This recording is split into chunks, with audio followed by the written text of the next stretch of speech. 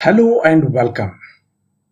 In the last lecture, we have seen moment of the force about a fixed point. तो rigid body पे आप किसी point पे force apply करोगे, आपके फोर्स का डायरेक्शन रहेगा, अबाउट पॉइंट जो है वो फिक्स रहेगा, उस पॉइंट से उस डायरेक्शन जहां पर आपने फोर्स अप्लाई किया उस पॉइंट को आपने जोड़ देना है, दैट इज आर बार, और वो आर बार का क्रॉस प्रोडक्ट इस एफ बार के साथ लेंगे फोर्स के साथ, then you will get moment of that force about that fixed point O. So that is the concept which already we have studied. Now we will see two important results. Actually they are very simple, straightforward, लेकिन वो क्यों पढ़ना है इसके बारे में भी आपको सोचना पड़ेगा. प्रूव तो करेंगे हम, प्रूव करना तो बड़ा सिंपल है, वो तो मैं बता दूंगा आपको, लेकिन ये रिजल्ट जो अब हम पढ़ने वाले हैं वो पढ़ने से, उसका मैथमेटिक्स समझने से हमारा क्या फायदा है, मैथमेटिक्स कैसे एनर्जी सेव करता है इस रिजल्ट के जरिए, ये आपको सीखना पड़ेगा. So result number 1, let us read this. Prove that the sum of the vector moment of a system of forces, system है मतलब दो से ज्यादा फोर्सेस लेने हैं आपको, एन फोर्सेस भी ले सकते हो आप, that is called as a system. और सिस्टम में क्योंकि एन फोर्सेस है और वो पार्टिकल पे एक्ट हो रहे हैं, acting on a particle about any point equals to the vector moment of their resultant about the same point. इसका मतलब ये है कि मान लीजिए आपके पास 10 फोर्सेस हैं और 10 फोर्सेस रिजिड बॉडी भी अलग अलग पॉइंट पे क्या हो रहे हैं, अप्लाई हो रहे हैं. ठीक है, सो अगर उस पे अप्लाई हो रहे हैं और आपने एक फिक्स पॉइंट लिया O, तो आप हर फोर्स का, वो जो 10 फोर्स थे उसमें से हर फोर्स का आप एक एक एक एक वेक्टर मूवमेंट निकाल सकते हो. मतलब फर्स्ट फोर्स आपका F1 है तो अबाउट द पॉइंट O उस F1 का एक वेक्टर मूवमेंट निकलेगा, that is M1 bar. F2 दूसरा फोर्स है, वो किसी दूसरे पॉइंट पे एक्ट हो रहा है तो उसका भी एक वेक्टर मूवमेंट निकलेगा, that is denoted by M2. तो अगर आपके पास if there are 100 forces, you can find out 100 vector moments of each force, and after finding the vector moments of each force you add them. sum मतलब add करो, मतलब पहले force का, हर force का वेक्टर मोमेंट निकालो, M1 M2 M3 M4 उनको नाम दे दो, और उसके बाद वो सारे वेक्टर मोमेंट्स को ऐड करो, फिर आपको एडिशन करने के बाद एक आंसर मिलेगा, उसको छोड़ दो. तो ये रिजल्ट आपको ये समझाता है कि हर फोर्स का अलग अलग वेक्टर मोमेंट निकालकर फिर उसको ऐड करने के बजाय आप एक काम करो, जो वेक्टर मोमेंट निकालने से पहले वो जो फोर्सेस थे, एन फोर्सेस जो आपने लिए थे, उनका पहले रिजल्टेंट फोर्स निकालो, मतलब सीधा ऐड करो, और वो रिजल्टेंट फोर्स का एक ही बार मोमेंट निकालो उस O के साथ. किसका? रिजल्टेंट फोर्स का. तो वो आंसर मोमेंट का जो रिजल्टेंट फोर्स ने दिया वो आंसर, और ये आपने अलग अलग निकाल के जो ऐड किया था वो आंसर हमेशा इक्वल ही रहेगा. अब इसमें मैथमेटिक्स ने हमको क्या एनर्जी बचाई बताओ. इसमें मैथमेटिक्स ने आपको समझाया कि आप एक फोर्स लेंगे, उसका मोमेंट निकालेंगे तो आपको मल्टीप्लीकेशन करना पड़ेगा, दूसरा फोर्स लेंगे फिर मल्टीप्लीकेशन, तीसरा लेंगे फिर ऐसा. अगर आपके पास n फोर्सेस है तो you have to make n times multiplication moment निकालने के लिए, और इतना करके फिर ऐड भी करना है. मतलब अगर आपके पास 10 फोर्सेस है तो आपको 10 बार मल्टीप्लीकेशन पहले करना होगा मोमेंट निकालने के लिए, और जब आपके पास मोमेंट आ जाएंगे फिर उसको एडिशन भी करना होगा, मतलब टोटल 11 ऑपरेशन करने होंगे.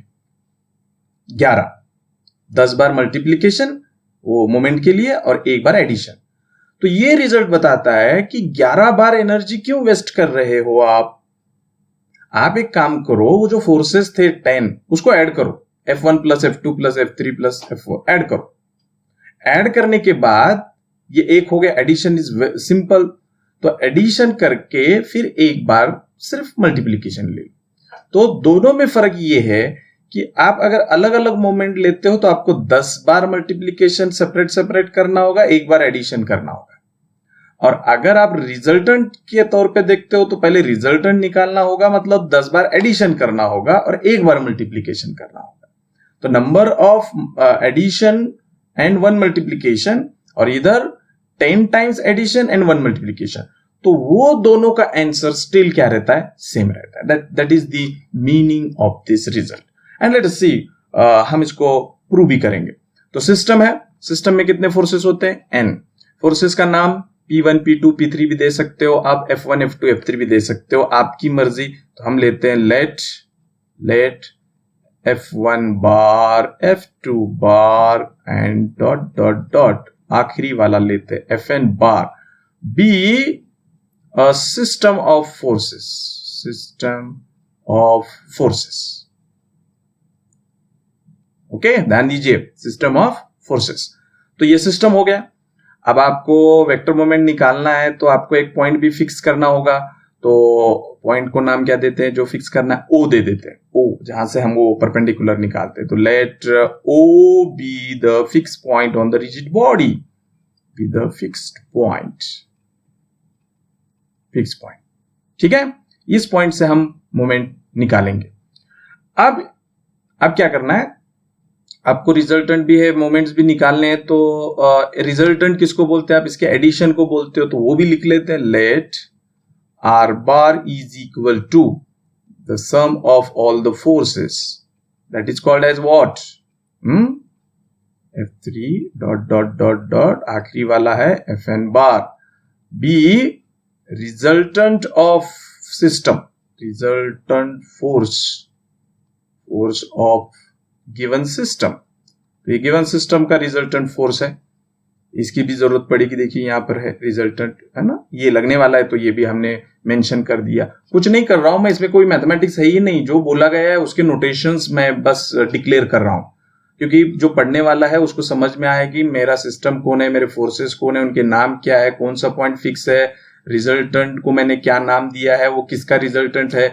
ये सारी चीजें जो एग्जामिनर आपका सॉल्यूशन पढ़ेगा आफ्टर एग्जाम, उसको समझ में आनी चाहिए, इसलिए मैं ये आपको दे रहा हूं। ठीक है, वेक्टर मोमेंट निकालना है तो आपको क्या करना होगा, वो हर पॉइंट के साथ उसको जोड़ना होगा, है ना। मतलब यहां पर क्या हो रहा है, ये फोर्सेस जो है ना एंड, ये अलग अलग पॉइंट पे नहीं है, किसी एक पॉइंट पे ही अप्लाई हो रहे हैं, एक पॉइंट पे ही हो रहे हैं। तो लेट सिस्टम ऑफ फोर्सेस यहां लिखते हैं एक्टिंग एट पॉइंट P, एक ही पॉइंट पे अलग अलग फोर्सेस अप्लाई हो रहे हैं। ओके, अब हमको वेक्टर मोमेंट निकालना है। तो ये जो फिक्स पॉइंट है O, और ये जो पॉइंट है जहां पे फोर्स एक्ट हो रहा है P, है ना। मैं अगर आपको डायग्राम निकाल के बता दूं, देखिए ये अगर रिजिड बॉडी है, ये आपका O है और ये आपका P है, तो यहां फोर्सेस अप्लाई हो रहे हैं सारे, ठीक है, और ये आपको जोड़ना पड़ता है, ठीक है, and that is denoted by what, r बार। और इस आर बार का क्रॉस प्रोडक्ट आप जब फोर्स के साथ लेंगे तो आपको वेक्टर मोमेंट मिलेगा। तो that's why here I am writing let OP bar is equal to what, r bar. तो पॉइंट दोनों एक जगह पे है तो आर बार तो बार बार चेंज होगा नहीं, ठीक है। तो ये जो चीज है वो OP bar is equal to r bar. तो अब हम क्या करेंगे, सेपरेट जो है ना मोमेंट निकालेंगे। तो अगर ये फोर्स है तो इसका एक मोमेंट निकलेगा, that is denoted bye M1 बार। इसका जो मोमेंट निकलेगा उसको M2 बार से डिनोट करेंगे, तो हम वो भी लिख लेते हैं, let M1 bar M2 bar dot dot Mn bar, आखिरी वाला Mn bar be vector moments of, ये किसका रहेगा, फर्स्ट फोर्स का, that is F1 of F1 bar F2 bar dot dot dot Fn bar respectively. ये भी जानकारी दे दी हमने, ठीक है, ऑलराइट। अब हम क्या करेंगे, ये जो मोमेंट्स अलग अलग मैंने निकाले उनका देखो सम मतलब addition of the vector moment of a system of forces, मतलब इसका सम लेना है। तो यहां लिखते हैं हम sum of vector moments is equal to, you just write first vector moment plus second vector moment plus third vector moment and like this plus last vector moment. Now tell me how you can find the value of m1 bar. m1 bar is r bar cross the force from which this is obtained and that is what f1 bar. ये हो गया like this plus ये हो गया r bar, ये moment f2 से मिलता है तो it is f2 bar and in this fashion continue in this way. Lastly आपको मिलेगा r bar cross fn bar. अब ईच ब्रैकेट में देखिए r bar कॉमन है और वो सब के साथ क्रॉस प्रोडक्ट है तो you can take as r bar cross as a common. तो यहां बचेगा f1 bar plus f2 bar and in this way the final is what? fn bar. And what is this fn bar? Tell me. आपने यहां लिखा है देखिए the sum of all the forces is resultant force. तो आप ये लिखेंगे r bar small r bar cross this is the resultant force capital R bar. So this is the distance from the fixed point O to the point P and its cross product is another force R bar. तो ये क्या हो गया? It is again a vector moment लेकिन यहां force कौन है? R bar. So you can write this as a vector moment of force R bar जो रिजल्टेंट है अबाउट O.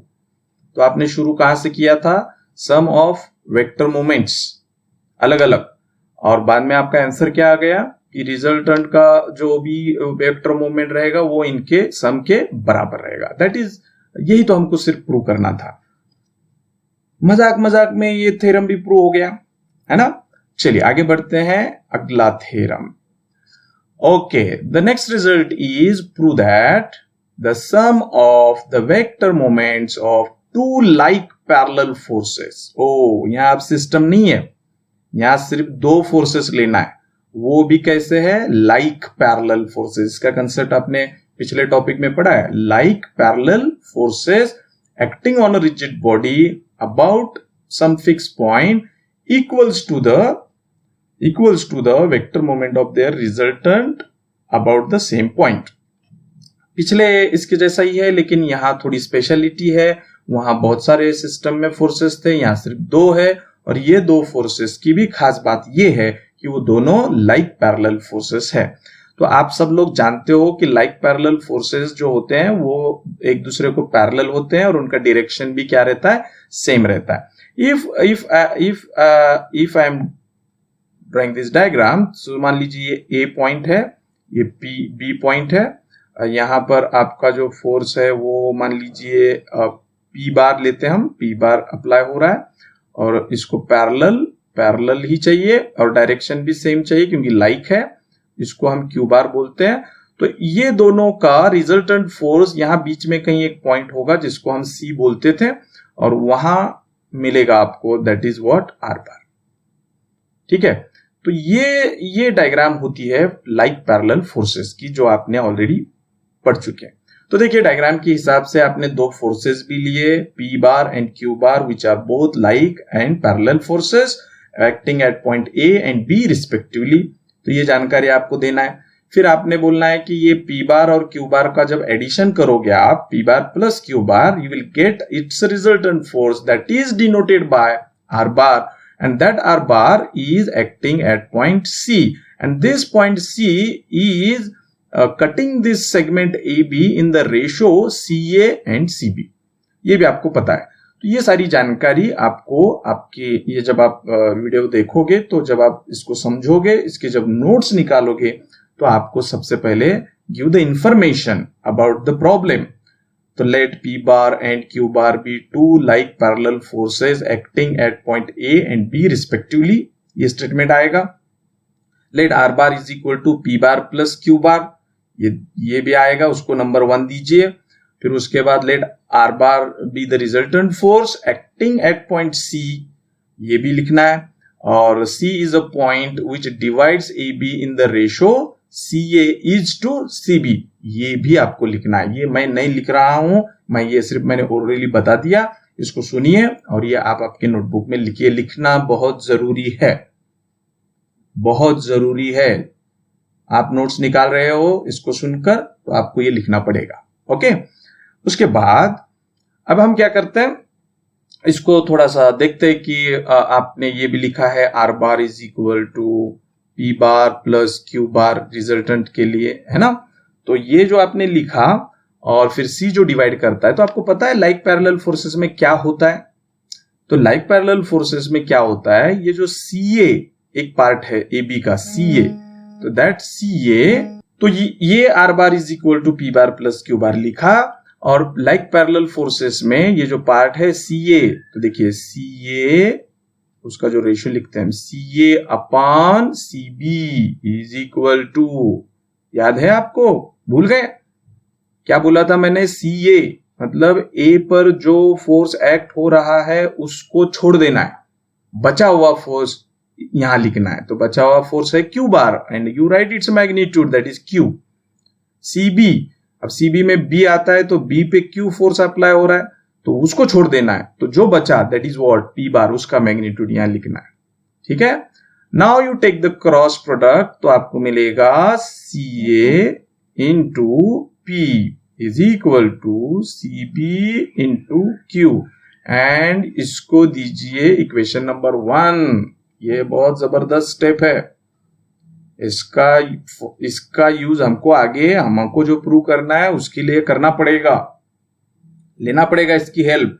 इसलिए इस रिजल्ट को, क्योंकि ये लाइक पैरेलल फोर्सेस है, ऐसा हमको मिलेगा, उसको आप इक्वेशन नंबर 1 दीजिए और उसको याद रखिए, 1 दिया है मतलब इसका यूज हमको करना है आगे।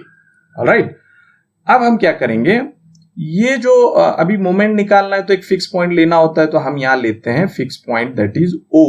तो ये भी आपको मेंशन करना होगा, let O be the fix point. फिर ओ के साथ इस ए को जोड़ना है, ओ ए बार, फिर ओ के साथ आपने इस बी को जोड़ना है, तो ये बनेगा ओ बी बार, ओ से बी डायरेक्शन इज इंपॉर्टेंट, और इस ओ से आपको सी को भी जोड़ना है, तो आपको मिलेगा ओ सी बार। ठीक है, तो अब देखिए अगर आप इसका मोमेंट निकालना चाहते हो पी बार का, तो कैसा आएगा मोमेंट, ओ ए बार क्रॉस पी बार। आप अगर ये क्यू बार का मोमेंट निकालना चाहते हो तो O B bar cross Q bar, और इसका आएगा ओ सी बार क्रॉस आर बार, जो आर बार का मोमेंट निकलेगा। ठीक है, सो अब हम क्या करेंगे, लेट M1 बार, ठीक है, M2 bar be vector moments of, ये P का है तो ये P bar Q bar respectively about the point O, ये हमने लिख दिया।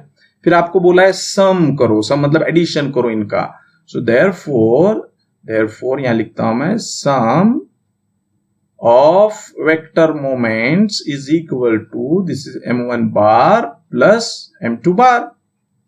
कितना सिंपल है वो देखना है और लिखना है। अब M1 बार P बार का वेक्टर मोमेंट है about the O, about point O, तो आपको O से, ये P कहां एक्ट हो रहा है, A पे, तो O से A को जोड़ना है, मतलब आपको मिलेगा OA बार क्रॉस P बार, ये हो गया M1 बार का वैल्यू, प्लस ये क्या हो जाएगा, this is OB bar cross Q बार। ठीक है, नाउ गेम यहां चेंज होगा। अब देखिए आप, ये आपको अब ये OC में आंसर लाना है, तो यहां हर हाल में OC आना चाहिए, ये OC, क्योंकि आपको रिजल्टेंट का बताना है। तो OC में आंसर लाने के लिए आपको क्या करना होगा, देखिए ये जो है ना CA, तो ये डायरेक्शन ऐसी होती है। तो देखिए O से आपने सफर शुरू किया, आप ऐसे घूमते घूमते C पे आ गए, OC, फिर C पे आपने चाय भजिए खा लिए, थोड़ा आराम किया, फिर वहां से आपने सफर शुरू किया और A पे आके फाइनल डेस्टिनेशन पर पहुंच गए। मतलब आपका सफर शुरू हुआ था O से और आप पहुंचे A पे, मतलब आप डायरेक्ट भी आ सकते थे। That's why according to triangle law ये OA bar is equal to OC bar plus CA bar. तो ये जो OA बार है उसके जगह हम लिखेंगे OC बार प्लस CA बार, मतलब ही OA बार। फिर ऐसा क्यों लिख रहे हैं हम? क्योंकि हमें अब आंसर रिजल्टेंट में लाना है और रिजल्टेंट के लिए आर होता है और आर के लिए डिस्टेंस क्या है? ओसी। तो ओसी दिखाना जरूरी था, इसलिए ओए को स्प्लिट किया हमने जानबूझकर, और ये आपका क्रॉस जो है वो क्या है? P bar plus similarly O B bar का भी लिखेंगे आप। ओ से सी पे आएंगे आप पहले, फिर सी से आप बी पे जाएंगे, that is nothing but O B bar and it is cross what? Q bar. ठीक है, नाउ सी द मैजिक, ये क्रॉस प्रोडक्ट प्लस पर डिस्ट्रीब्यूट होगा, मतलब ओसी बार क्रॉस पी बार भी लिख सकते हो आप, प्लस का plus C A bar cross P बार। जैसा आप यूजुअली मल्टीप्लीकेशन करते हो वैसा ही ये मल्टीप्लीकेशन वेक्टर का है क्रॉस, तो वो भी डिस्ट्रीब्यूट होगा। तो यहां आ जाएगा ओसी बार क्रॉस क्यू बार और plus C B bar cross Q bar. तो ये एक क्वांटिटी है, प्लस ये दूसरी, प्लस ये तीसरी और ये प्लस फोर्थ। अब इसमें फर्स्ट एंड थर्ड को आप देखेंगे तो इसमें ओसी बार मुझे कॉमन दिख रहा है, तो दैट्स व्हाई, और मुझे ओसी बार से ही लेना देना है, तो जहां जहां ओसी बार दिख रहा है वो है फर्स्ट टर्म और थर्ड टर्म, इनको मैं एक साथ लेता हूं और उसमें से ओसी बार जो कि दोनों तरफ दिख रहा है उसको मैं कॉमन लेता हूं, और सेकंड टर्म और फोर्थ टर्म उसमें से कुछ कॉमन निकलेगा नहीं, तो वो उनको मैं वैसे ही लिख दूंगा। तो हम लिखते हैं अगले इसमें, therefore it is equal to OC bar cross P bar, ये फर्स्ट टर्म थी, और थर्ड टर्म अब मैं इसके साथ ले रहा हूं OC bar cross Q bar, plus second term आपको लेना है that is C A bar cross P bar, ये सेकंड टर्म थी, और fourth term that is C B bar cross Q bar, ये लिए। अब इन दोनों में से क्या कॉमन निकलेगा? That is OC bar common निकलेगा, ये देखिए, और अंदर बचेगा P bar plus q bar, ये दोनों में से, और ये दोनों का जैसे है वैसे ही लिखेंगे हम। सी ए बार है ना, क्या लिख सकते हैं इसमें? सी ए बार, ओके, इसको एक साथ लिखते हैं, C A bar cross P बार, और इसकी डायरेक्शन को थोड़ा चेंज कर लेते हैं। सी बी बार की जगह अगर मैं बी सी बार लिखूंगा तो डायरेक्शन चेंज हो गई, तो माइनस साइन आएगा, B C bar cross Q bar. ऐसा क्यों किया ये भी बता दूंगा मैं। Now the next step should be, this is OC bar cross, what is this answer? ये ऑलरेडी आपने लिखा है, p bar plus q bar is what? R बार, है ना। इसको एक ब्रैकेट देते हैं, और ये जो सेकंड ब्रैकेट है उसको हम एज इट इज लिखते हैं, C A bar cross P bar minus B C bar cross Q bar. ठीक है, दिस इज योर आंसर, मतलब आपको यही चाहिए था, लेकिन सिर्फ यही चाहिए था, ये नहीं चाहिए था, और ये आपको यहां आपको दिख रहा है। अब इसको आपको हटाना होगा, किसी भी तरीके से इसको आपको यहां से निकालना होगा, मतलब ये ब्रैकेट की वैल्यू 0 आती है, ये आपको प्रूव करके बताना होगा। अब आप इसको कैसे 0 प्रूव करके बताएंगे, दैट इज वेरी इंपॉर्टेंट। अब मैं आपको बताता हूं इसको आप कैसे प्रूव करेंगे। देखो, P bar and Q bar दोनों पैरेलल है ना, P bar and Q bar दोनों क्या है? पैरेलल है, और इसलिए जो एंगल आर बार का जो बनेगा सी ए बार का पी के साथ, उसको अगर आप देखिए, सी ए किधर है आपको बता दूं मैं, सी ए देखिए, ये सी ए है ना, तो ये एक एंगल रहेगा, ये तो स्ट्रेट है, और ये भी एंगल रहेगा। अब ये दोनों पैरेलल है, इसका मतलब ये जो एंगल बनेगा उसको अगर मैं अल्फा बोलता हूं तो ये भी तो अल्फा ही बनेगा, क्योंकि ये स्ट्रेट है, ये दोनों पैरेलल है, तो एंगल भी तो दोनों का सेम रहेगा। तो अब हम क्या करेंगे, इस एंगल का इस्तेमाल करेंगे। तो let angle between C A bar and P bar को हम बोलते हैं alpha, and angle between B C bar और क्यू बार ये भी हो जाएगा अल्फा। इसको रीजन भी देंगे हम, since P bar parallel to what? Q bar. ठीक है, अब ये एंगल मैंने क्यों लिया? क्योंकि मुझे अब इसको हटाना है। अब ये हटाने के लिए देखो, इसको मैं मैदान में लेता हूं separately. Consider C A bar cross P bar minus B C bar cross Q bar. ठीक है, इट इज इक्वल टू, अब what is the definition of cross product? दो वेक्टर का क्रॉस प्रोडक्ट जब होता है तो उसकी डेफिनेशन होती है फर्स्ट वेक्टर का magnitude that is CA into second vector का magnitude that is P into sine of angle between them. अब साइन ऑफ एंगल कितना है? अल्फा। अल्फा आ गया। और क्या करना पड़ेगा इसमें? इसका मैग्नीट्यूड लेते हैं, मैग्नीट्यूड। तो फिर वो जो क्रॉस प्रोडक्ट में n कैप आता है ना, वो लिखने की जरूरत नहीं होगी। माइनस BC बार का मैग्नीट्यूड होता है BC इंटू Q बार का magnitude Q into sine of angle between them, और आगे n कैप आएगा लेकिन मैग्नीट्यूड n कैप का 1 रहता है, इसलिए वो हम लिखेंगे। ठीक है। अब देखिए इसमें ये CA into P minus BC into Q, और यहां से निकलेगा साइन अल्फा कॉमन। और आप जाइए इक्वेशन नंबर 1 में, देखिए CA इंटू P और CB या BC, क्योंकि मैग्नीट्यूड है Q, दोनों इक्वल है। ये दोनों क्वांटिटी इक्वल है और ये दोनों इक्वल एंड सब्सट्रैक्शन हो रहा है, तो ये हो जाएगा 0 into sine alpha from equation 1। तो इक्वेशन 1 में ये दोनों इक्वल बता दिया था हमने, और इसलिए ये बन जाएगा 0, and that's why this magnitude is 0, that's why we can take this as a 0 vector, and therefore CA bar cross P bar minus BC bar cross Q bar is equal to 0 bar. और ये 0 बार जो answer आया ये हम यहां put up करेंगे, तो इसको हम देते हैं इक्वेशन नंबर 2, और यहां लिखेंगे हम therefore from equation 2 sum of vector moments is equal to OC bar cross R bar plus ये तो 0 बार हो गया, उसको तो ऐड करने में कोई मतलब नहीं है। What is this? This is nothing but vector moment of this R bar about the fixed point O, and that we want to show। तो ये हमने प्रूव कर दिया। तो इस तरीके से ये करना है। देखिए एक्सप्लेनेशन जो फर्स्ट इनिशियली होता है वो मैंने लिखा नहीं है, आपको लिखना है, और ये दोनों रिजल्ट आप कीजिए। अब ये दोनों रिजल्ट के बाद नेक्स्ट आपका रहेगा कपल्स, नेक्स्ट सिस्टम रहेगा कपल्स। ठीक है, वो क्या रहेगा हम नेक्स्ट लेक्चर में देखेंगे।